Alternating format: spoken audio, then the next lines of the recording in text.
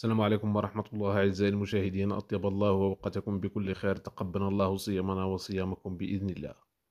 بعد أن أعلن الفيزيائي وعالم الفلك المشهور عن تحديد موعد عيد الفطر المبارك لعام 2025، حيث أوضح هذا الأخير أن بداية الشهر الفلكي سيكون يوم السبت 29 مارس بسبب اقتران الشمس بالقمر. كما أشار هذا العالم إلى أن الحسابات الفلكية تشير إلى أن شهر رمضان سيكون مكونا من 30 يوما، وهذا بسبب عدم رؤية هلال شوال لحد الآن، مشيرا إلى أن غرة شهر شوال ستكون يوم الاثنين 31 مارس.